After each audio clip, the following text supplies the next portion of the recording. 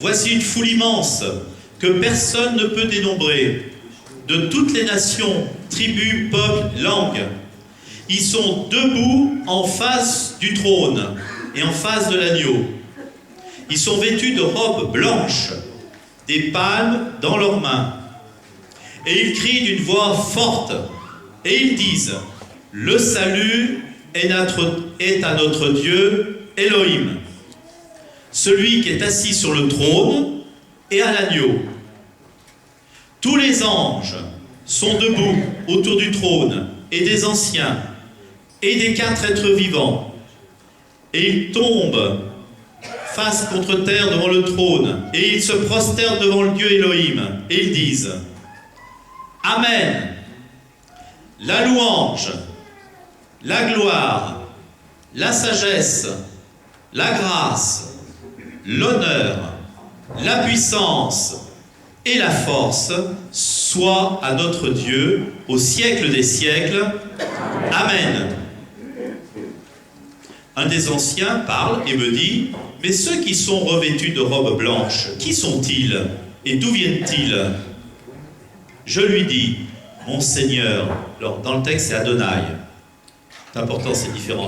On le fera, je vous donnerai vraiment la différence entre Elohim et Adonai pour le Shabbat.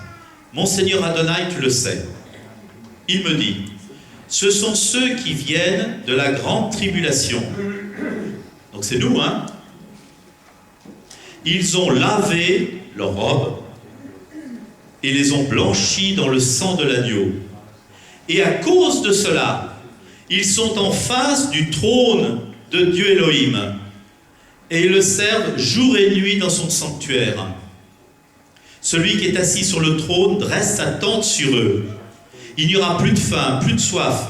Les soleils ne le frappera plus, ni aucune chaleur, parce que l'agneau, au milieu du trône, les pâture et les conduit aux sources des eaux de la vie. Dieu Elohim essuie toute larme de leurs yeux. Amen. Alléluia. Voilà. Eh bien, frères et sœurs, ceux qui lavent leurs robes dans leur sang de l'agneau, tous les petits, tous les pauvres, les estropiés, les boiteux, vous voyez, ça se rejoint finalement, sont invités à ce repas des noces et à louer. Alors louons le Seigneur, bénissons-le et accueillons vraiment cette grâce de miséricorde qu'il veut donner à chacune et chacun de vos âmes. Voilà. Amen. Amen.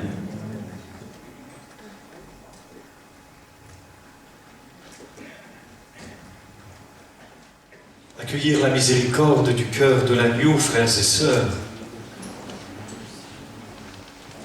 c'est entrer, s'approprier directement notre salut personnel. C'est accueillir vraiment le Saint-Esprit, qui, lui, est l'artisan de notre rédemption. Car la parole, le Verbe incarné en Marie par la puissance de l'Esprit, réalise et accomplit toutes choses par et dans le Saint-Esprit. Alors demandez à Dieu d'entrer de plus en plus dans son cœur de miséricorde, c'est là vraiment se laisser conduire par le Saint-Esprit. Car le Saint-Esprit lui-même, l'artisan des œuvres de Dieu au cœur de l'humanité, au cœur de l'histoire, est celui qui veut vraiment nous donner le salut gagné par Jésus sur la croix. C'est vraiment lui, le Saint-Esprit, qui nous plonge dans la Pâque du Fils. Et c'est vraiment lui qui, dans le Fils, nous plonge dans l'amour de notre Père et qui nous saisit les entrailles et nous donne de nous écrier « Abba, notre Père, tu es amour !» C'est entrer dans la miséricorde. Et entrer dans la miséricorde, c'est entrer dans le plan de salut. En théologie, on dirait l'économie du salut.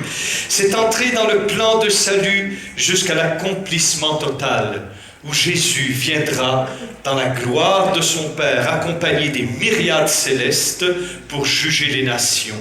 Et là, ayant mis son dernier ennemi, la mort, sous ses pieds, il présentera son épouse à Dieu notre Père et lui dira: Regarde, papa, comme elle est belle l'épouse, que j'ai rachetée en versant mon sang pour la rendre belle, sans tache, immaculée. Alors entrer dans la miséricorde de Dieu, frères et sœurs, c'est vraiment s'approprier la Pâque du Christ sur la croix. C'est vraiment être mu par l'Esprit. Et si nous voulons bien saisir ce qu'est le péché contre le Saint-Esprit, qui n'est pardonné ni en ce monde ni dans l'autre, eh bien, c'est le refus de la miséricorde. Car refuser la miséricorde, c'est refuser la rédemption de notre Seigneur, réalisée à un si haut et si précieux prix par le don de sa vie sur la croix. C'est ça le péché contre le Saint-Esprit. Nous refusons la miséricorde catégoriquement. Alors on ne peut ni être pardonné en ce monde, ni dans l'autre, puisqu'en refusant la miséricorde, nous refusons la rédemption. Nous disons non à Jésus, à sa victoire sur la mort et sur le Satan. Nous refusons le don de l'Esprit, qui est le fruit onctueux de sa croix. Et à ce moment-là, refusant la bénédiction du Père par le don de l'Esprit de la promesse, l'Esprit de Pentecôte, nous nous enracinons, nous nous déterminons à demeurer dans la malédiction en refusant le don de la miséricorde. Donc nous demeurons hors salut. Voilà pourquoi on ne peut être pardonné ni en ce monde, ni dans l'autre, parce que nous nous fermons à sa miséricorde. Il y a possibilité de ce péché.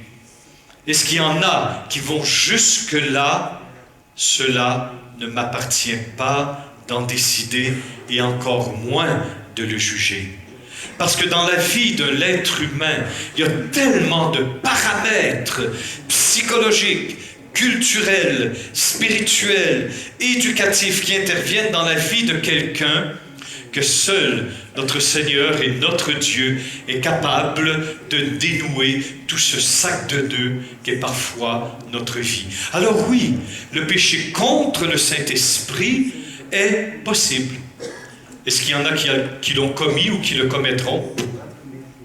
Cela ne m'appartient pas, frères et sœurs. Et il faut garder son cœur loin de tout jugement, car le jugement appartient à Dieu, notre Père, ce jugement qu'il a remis à son Fils Jésus, afin qu'il soit honoré, glorifié, comme nous honorons le Père et le Saint-Esprit. Alors, toute notre vie, frères et sœurs, est une plongée de plus en plus profonde dans les entrailles d'amour de notre Père. Et que le Saint-Esprit nous aide à comprendre cela lorsqu'il est dit en Jean 3,16 que Dieu aime tellement le monde qu'il livrera son Fils. Eh bien, cette manifestation de l'amour pour toute l'humanité, dans l'alpha, en oméga, dans Adam et Ève, jusqu'au dernier être humain de la fin du monde, cet amour ne peut se manifester qu'en prenant le vêtement de la miséricorde, en envoyant son Fils comme un agneau, lui qui a été choisi dès avant la fondation du monde. Cet amour, dans l'histoire de l'humanité, jusque dans l'accomplissement lors de la venue du Christ Seigneur, ne peut se manifester dans notre vie que par pure miséricorde. Nous lavant dans le sang de l'agneau, nous purifiant et nous sanctifiant par sa présence. Seule la miséricorde peut nous donner de pénétrer profondément par le Saint-Esprit et non pas par nos propres forces dans les abîmes du cœur de notre Père. Et ça, c'est le Saint-Esprit qui l'accomplit. Donc, vivre, expérimenter existentiellement, dans nos entrailles, dans notre tête, dans notre cœur, dans tout ce que nous sommes, expérimenter la miséricorde de notre Père en Jésus, nous est donné par le Saint-Esprit. Et lorsque nous lisons la première lettre de Jean, Jean dit quelque chose d'absolument extraordinaire, voire scandaleux. C'est-à-dire une espèce de pierre d'achoppement sur laquelle on se heurte. Et Jean dira dans sa première lettre au chapitre 1 au verset 8, « Si nous disons, nous n'avons pas de péché, nous nous abusons. La vérité n'est pas en nous. » Oups. « Si nous confessons nos péchés, lui, fidèle et juste, pardonnera nos péchés et nous purifiera de toute iniquité. Alors, si nous disons, nous n'avons pas de péché, nous nous abusons. La vérité n'est pas en nous. Or, dit Jésus, ailleurs, l'Esprit Saint est vérité. Et c'est cette vérité qui habite en nous, dans la personne divine du Saint-Esprit, qui vient lui-même nous convaincre de péché. Vient lui-même, parce qu'il est Esprit Saint de vérité, vivant en nous, il vient lui-même mettre en lumière le péché qui est en nous. Et nous portera à confesser nos péchés à lui, notre Seigneur, qui est fidèle et juste, et lui nous pardonne et nous délivre du poids de l'offense, de la faute. Alors, le fait que tu te repens, que tu confesses tes péchés, bénis le Seigneur ton Dieu, car c'est la preuve que l'Esprit de vérité vit en toi et devient de plus en plus libre de vivre en toi. Ceux qui disent qu'ils n'ont pas de péché, qu'ils sont sans péché, qui ne savent pas quoi confesser, moi je leur mets un gros point d'interrogation devant la face et je leur dis tout simplement, est-ce que vraiment l'Esprit de vérité vit en toi?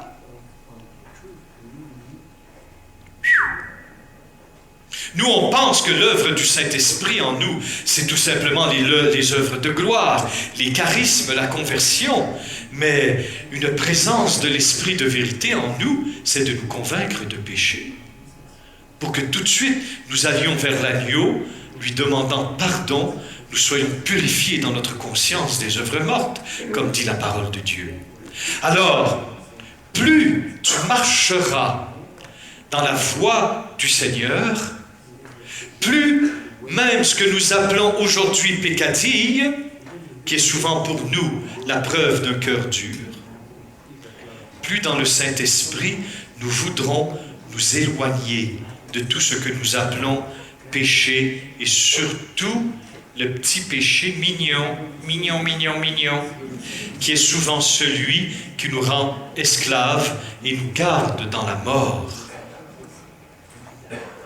Alors, nous parlons de miséricorde et tous ces jours, nous allons parler de miséricorde et de gloire.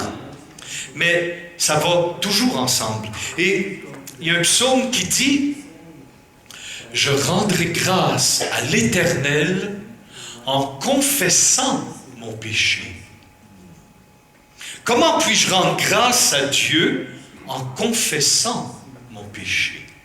Je vais devant lui, devant sa face, j'ouvre le livre de ma vie et voilà, Seigneur, j'ai péché.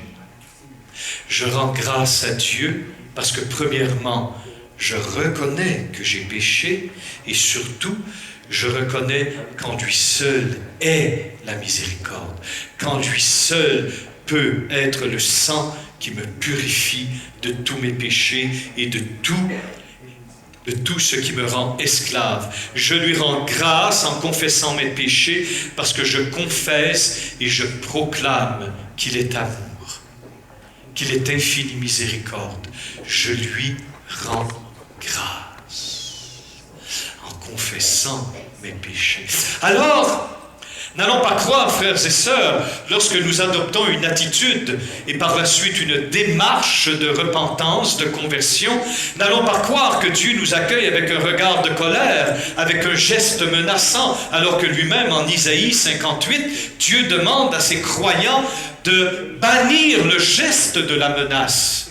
Alors lorsque nous allons à Dieu, Dieu ne nous attend pas avec un geste de menace, Dieu nous attend les bras ouverts. Parce qu'à ce moment-là, Dieu est heureux, parce que nous permettons à Dieu enfin d'épancher sur notre vie la surabondance de son amour. D'épancher sur ma vie la surabondance de sa miséricorde, qui n'a aucune limite. Si un Adolf Hitler, si un César Auguste, si un Staline, si un Pol Pot s'était agenouillé avant de mourir et avait demandé à Jésus pardon de tous ses péchés, Jésus lui aurait pardonné. Et ces hommes auraient accueilli le salut en Jésus-Christ. Cela nous scandalise. Alors vous ne connaissez pas le cœur de notre Père. Vous savez, frères et sœurs, devant notre Dieu qui est le 3 fois saint, personne ne peut se justifier. Personne ne peut dire à Dieu dans l'éclat, dans la splendeur de sa sainteté, personne ne peut dire à Dieu, Seigneur, Adolf Hitler est beaucoup plus pécheur que moi. Personne. Parce que la sainteté de Dieu dépasse infiniment tous les péchés de l'histoire de l'humanité, dans Adam et Ève jusqu'au dernier être humain. Personne devant Dieu peut pointer l'autre du doigt et dire « celui-là est plus pécheur que moi », parce qu'à ce moment-là, il joue le jeu du pharisien dans les évangiles. Même devant un Hitler, ou un César, ou un Staline, ou un Lénine, ou un Mao Tse-tung, ou je ne sais qui. On fait le jeu du pharisien. Moi, Seigneur, ouais, j'ai des petites pécadilles de péché, hein, mais je paye ma dîme, je jeûne 2 fois par semaine, je suis pas comme lui, hein. Ouh. L'un sort justifié, l'autre non. Et peut-être celui qui sort non justifié, c'est peut-être celui qui a le moins de péché dans sa vie, mais qui ne reconnaît pas qu'il a péché. L'autre à côté était peut-être bien un pécheur horrible, mais il s'est repenti. Il a demandé à Dieu, pardonne mes fautes, je les reconnais. Il se releva justifié, plongé dans le sang de l'agneau. Si ton cœur n'est pas ouvert à une telle miséricorde, tu ne connais pas Dieu. Tu ne connais pas Dieu. Car si Jésus, lui, la parole éternelle de notre Père en personne, est venu parmi nous, c'est uniquement, bien sûr, parce qu'il nous aime.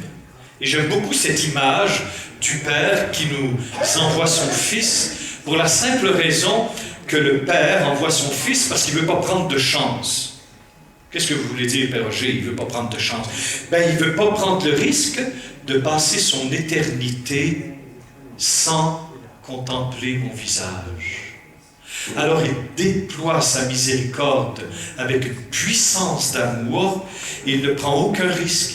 Il envoie son Fils bien-aimé afin que pour toute l'éternité, il puisse contempler notre visage et que nous puissions contempler le ciel. J'aime beaucoup ce que dit Jean le baptiseur dans l'Évangile. J'aime beaucoup.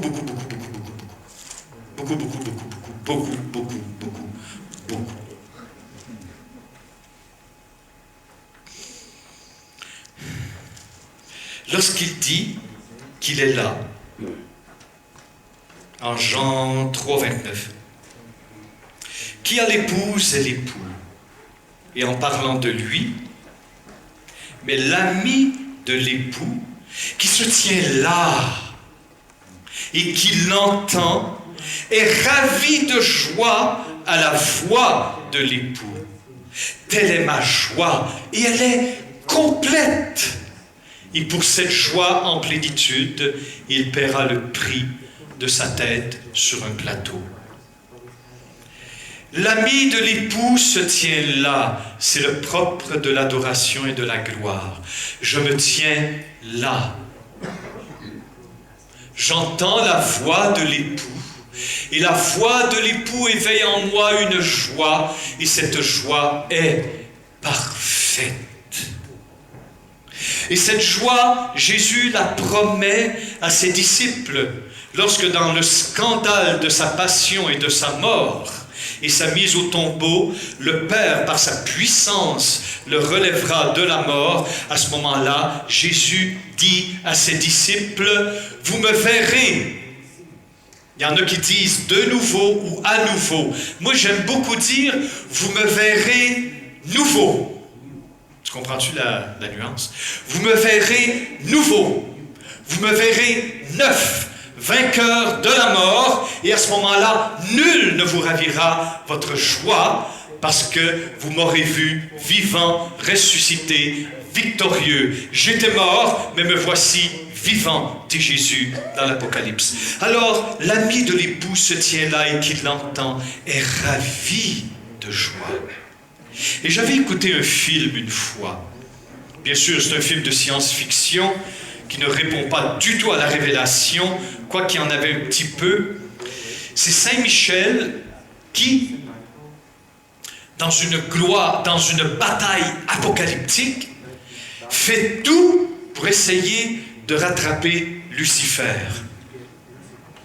Et Saint Michel, bien sûr, gagne la victoire sur Lucifer, et il dit à Lucifer, qui était en train de mourir, « Si tu demandes pardon, Dieu t'ouvre son ciel. » Lucifer a dit, « Je ne peux pas demander pardon. » Définitif. Alors il a dit quelque chose, je m'en rappellerai tout le temps, qui rejoint un petit peu ce que dit Jean le Baptiste.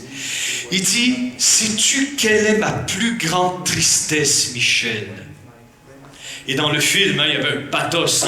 On voyait Michel qui pleurait devant son ami Lucifer, parce qu'ils avaient été créés par le même Seigneur. Il pleurait, il suppliait, « Demande pardon à Dieu, demande pardon à Dieu. » Et Lucifer s'est cramponné dans son orgueil et il a dit non. Et il a dit, « Michel, avant que je retourne en enfer pour l'éternité, je vais te dire quelle est ma plus grande souffrance, ma plus grande tristesse. » Michel, il dit, « Je t'écoute et ensuite, je t'expédie. » Yes. Il dit, « Ma plus grande souffrance éternelle, c'est de savoir que je n'entendrai plus la voix de l'époux. Ma plus grande tristesse, dit le Satan, c'est que je n'entendrai plus la voix de Jésus, la parole de Dieu. Ça, c'est ma plus grande souffrance pour l'éternité. » Alors, le ravissement d'amour pour nous, c'est d'entendre la voix de l'époux nous dire « Je te pardonne. » Sans condition. « Je te pardonne. » Bien sûr, va et ne pêche plus. La miséricorde, ce n'est pas de la mièvrerie. Je dirais que le paradoxe chrétien de la pauvreté, c'est que ce sont les êtres dans lesquels se manifeste la puissance de Dieu, mais dans cette pauvreté chrétienne, il y a ici une puissance extraordinaire qui se déploie dans l'être humain. C'est que tu vas vers la miséricorde, et la miséricorde déploie en toi la puissance de Dieu. C'est pour ça que ceux qui vivent cette pauvreté dans l'esprit, la première béatitude de Jésus, vivent une joie spirituelle qu'on ne peut pas définir. C'est la joie des pauvres dans l'esprit. Et cette joie, lorsque nous la goûtons, elle peut être constante, comme elle peut être, malheureusement, ponctuelle, par occasion, on ne veut plus que cette joie nous quitte. Parce que c'est la joie du salut. C'est la joie de celui qui se sait aimé du Père, un point tel qu'il livre son Fils pour mon salut. C'est la joie de celui, comme dit Paul, qui se sait aimé de Jésus, et Jésus qui se livre afin que nous ayons en lui et par lui la vie éternelle. C'est la joie de celui qui se sait habité du Saint-Esprit et qui reçoit tout de l'Esprit. Mais c'est la joie d'une vie de communion avec notre Dieu Trinité. Et cela, Dieu nous appelle à le vivre, chacun d'entre nous, de goûter cette joie qui est une source secrète dans les profondeurs de notre être. Mais quand je dis source, c'est peut-être pas les petites sources que nous avons en France. Parce qu'au Québec, nous avons des sources qui sont plus grandes que vos fleuves. Alors nous autres, on pense à petits ruisseaux. Parfois, quand la joie du salut et particulièrement l'expérience de la miséricorde envahit notre cœur, on court, on saute, on jubile, on hurle, on crie, on fait des grimaces. Et ça m'arrive parfois. Ça vous est jamais arrivé quand vous faisiez l'expérience de la miséricorde, de sauter de joie? Ça vous est jamais arrivé? Ouf! Moi, j'étais à Lourdes une fois et j'avais été me confesser. Et c'était un prêtre africain. Quand je suis rentré dans le petit bureau, il était là, mais il avait un sourire qui s'étendait de la France à l'Afrique. Un sourire de miséricorde. Et parfois, le Seigneur me donne de voir son rayonnement de gloire sur ses enfants. Et je me suis arrêté. Je ne pouvais pas fermer la porte parce que j'étais entre l'embrasure et la porte. Je le regardais. Lui, il ne savait pas, je voyais la gloire qui était sur lui et en lui. Je disais, waouh, j'en oublie mes péchés. J'ai dit, waouh. Il dit, entrez mon père, entrez, entrez. Je me suis agenouillé, je l'ai regardé.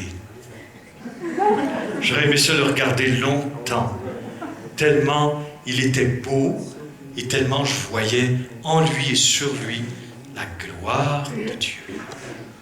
Et là, je me suis confessé, j'ai livré mes péchés, il m'a donné l'absolution comme on fait dans notre église. Et là, je suis sorti en courant.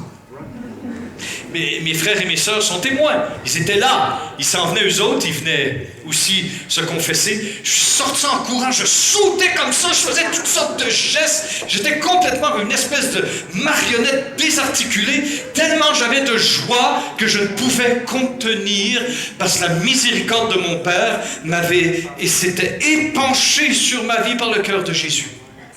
Waouh! Une fois, j'étais au Québec. Et j'avais été me plonger dans la miséricorde de mon Seigneur. Croyez-le ou non, je me suis tenu après la porte du confessionnal. Tellement je jubilais. Et les gens qui étaient là, ils attendaient pour rentrer. S'il vous plaît, vous pouvez la place. Moi, la miséricorde flottait en moi. C'était... Waouh! Tout ça se réalise dans la puissance de l'Esprit. Et ceux qui goûtent à la miséricorde, ça devient comme leur pain de vie.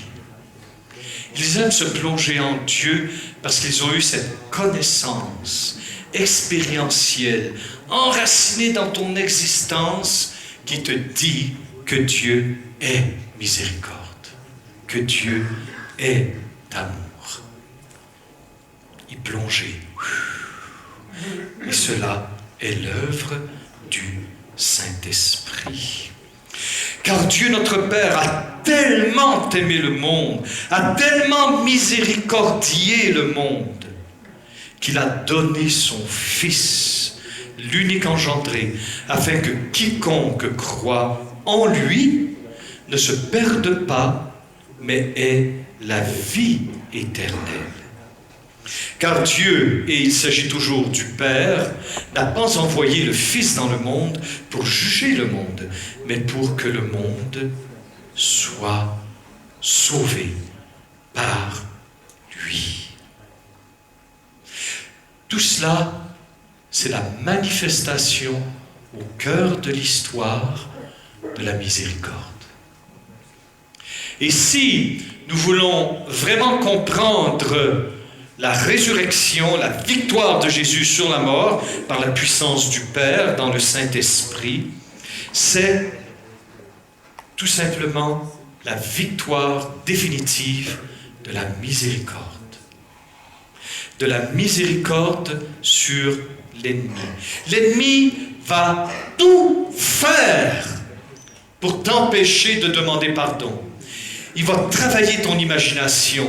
Il va te harceler. Il va te donner les bonnes raisons pour pas que tu t'agenouilles devant ton Seigneur et Créateur. Il va tout faire parce qu'il sait que lorsqu'un être est miséricordieux, l'ennemi n'a plus aucun pouvoir sur lui. Voilà pourquoi un chrétien devrait être revêtu comme d'une forteresse de la miséricorde de Dieu. Tout le temps. Et marchant dans cette miséricorde qui nous redonne notre dignité, notre noblesse d'être humain, lavé par le sang de l'agneau, c'est là que nous nous rendons compte que Dieu nous aime. Et je me rappelle un frère, une fois, avec sa femme, il venait à nos sessions et sa femme était visitée puissamment des onctions de gloire, des élévations purement contemplatives. Mais lui, il était là, puis il était heureux que Dieu bénisse sa femme. Mais lui, il disait tout le temps, « Oh, c'est pas pour moi, c'est encore pour les femmes. » Mon Dieu. Alors un jour, durant le culte, durant la messe, j'ai dit, on va arrêter au rite pénitentiel. Et on va demander au Seigneur d'épancher sa miséricorde.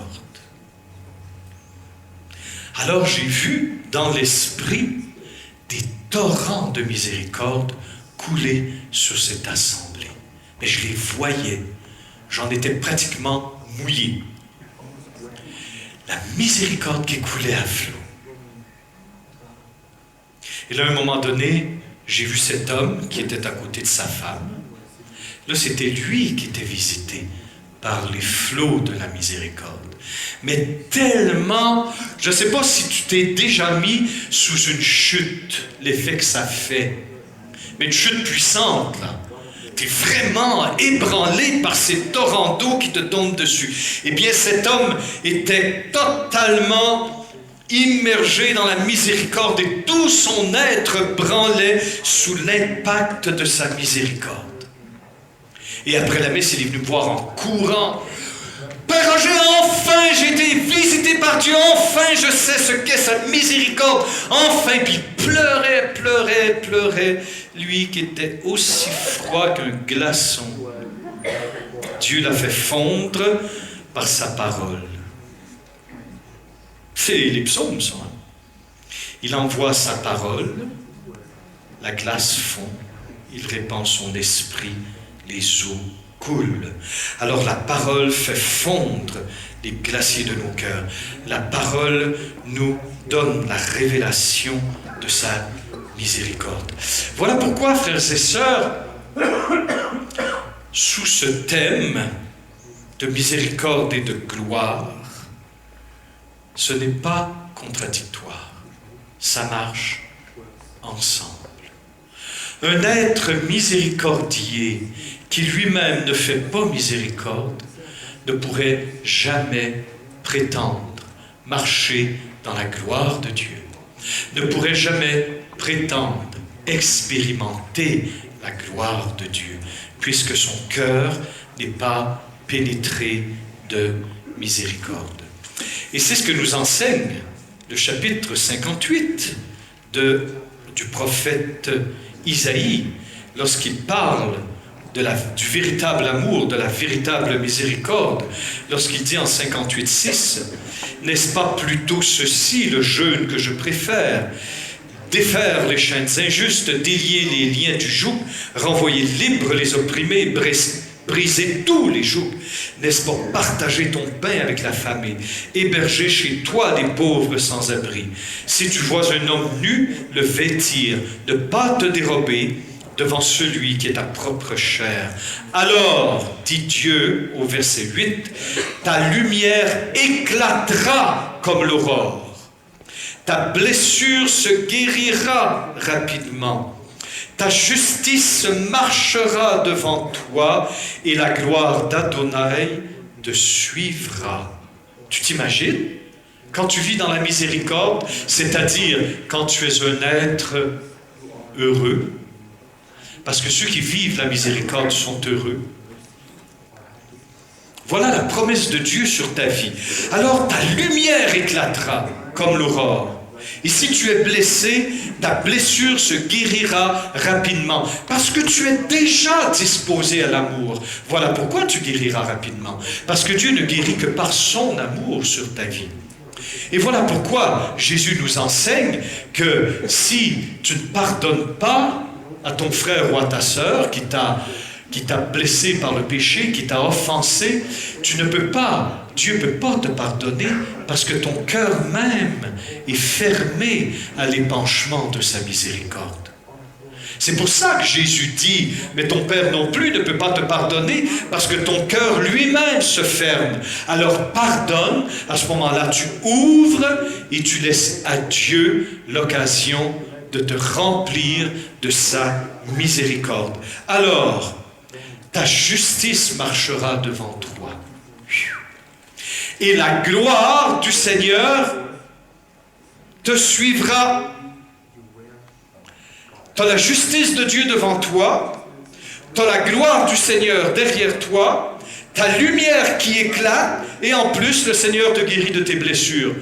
De quoi marcher fièrement. Je vais vous dire un secret. Un jour, j'étais à une grande rencontre avec Benny Hinn et je voyais une petite femme, grande comme ça, qui marchait. Elle avait une grande robe noire et je voyais la gloire de Dieu sur elle. Un point tel que j'étais assis, et on nous avait assis à la première rangée. On était venu me chercher. Père Paulin, vous vous asseyez devant. D'accord. Bien sûr. C'est pour ça que j'aime ça m'asseoir en arrière. Ils viennent tout le temps te chercher pour te mettre en avant. Alors, j'étais assis là. Et je regardais cette petite femme qui marchait entourée de gloire. Je le voyais. Et partout où elle se déplaçait, les gens levaient la tête et souriaient. C'est pas des blagues que je vous compte, j'exagère pas. J'ai des yeux pour voir et parfois je vois pas mal de choses. Et là, je voyais cette femme, mais la gloire et la justice se déplaçaient. C'était rayonnant. Je connais bien cette femme. Elle s'appelle Debbie.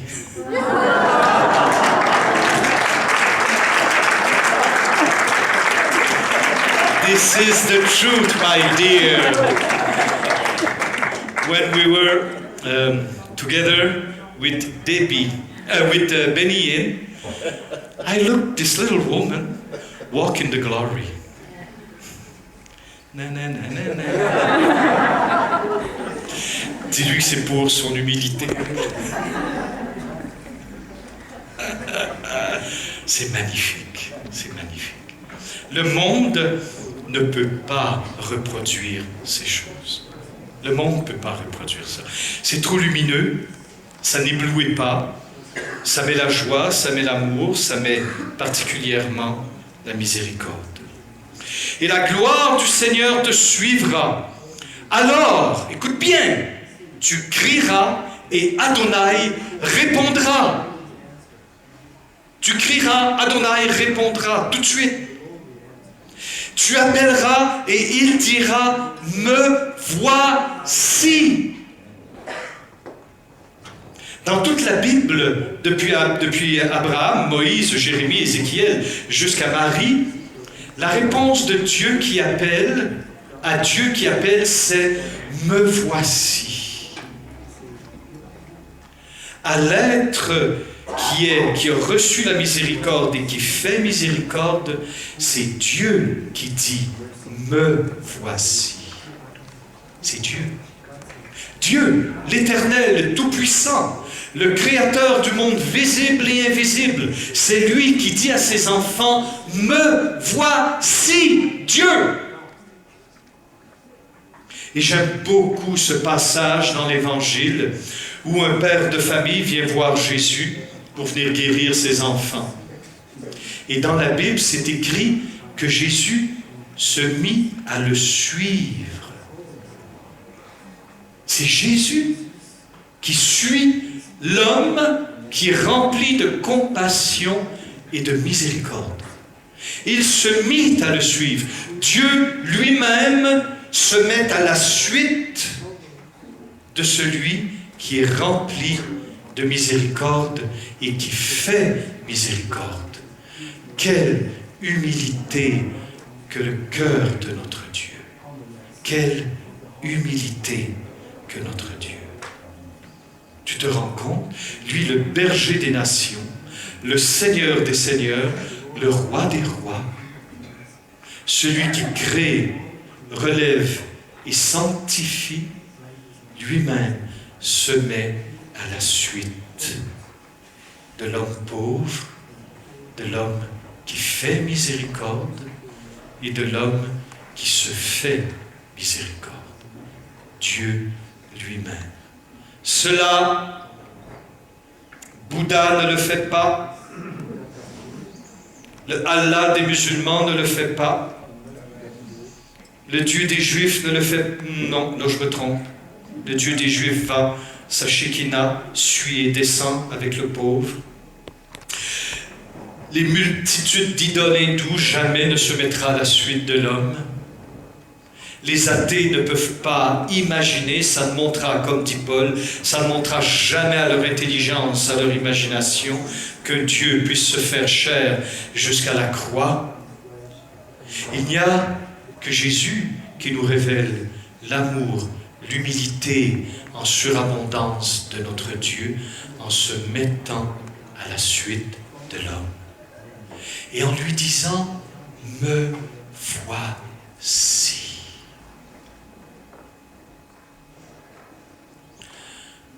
Un des moments, vous savez, il y a un risque d'être obsessivement branché sur le Christ ressuscité. C'est bon. Surtout pour nous, catholiques, on a oublié parfois que Jésus était ressuscité et vivant pour les siècles. Mais parfois, en méditant les Écritures, il faut regarder Jésus qui meurt sur la croix et qui rend son esprit au Père. Parce que c'est là que Satan est vaincu. C'est quand Jésus rend son esprit au Père, c'est là la défaite définitive de l'ennemi. Parce qu'il n'a pas pu l'empêcher. Et Jésus ira tellement loin dans le don de sa miséricorde qu'il guérira même celui qui lui a tranché l'oreille d'un coup de glaive. Autrement dit, il a guéri son propre bourreau.